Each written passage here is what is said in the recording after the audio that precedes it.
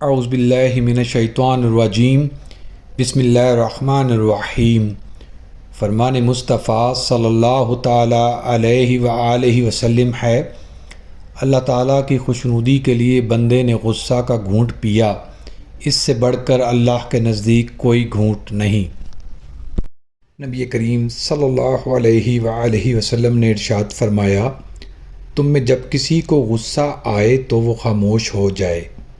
رسول اللہ صلی اللہ علیہ وآلہ وسلم نے ارشاد فرمایا، نیکی انسان کی عمر کو زیادہ کرتی ہے۔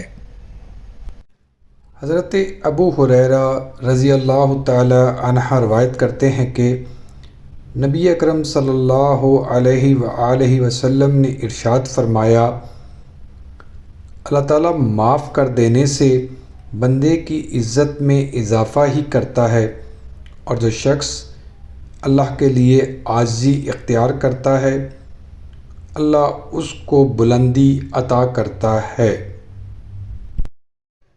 اعوذ باللہ من الشیطان الرجیم بسم اللہ الرحمن الرحیم۔ رسول اللہ صلی اللہ علیہ وآلہ وسلم نے ارشاد فرمایا، جو اپنے بھائی کی مدد کرنے کی طاقت رکھتا ہو اور اس کی پوشیدہ مدد کرے تو اللہ تعالیٰ دنیا و آخرت میں اس کی مدد فرمائے گا۔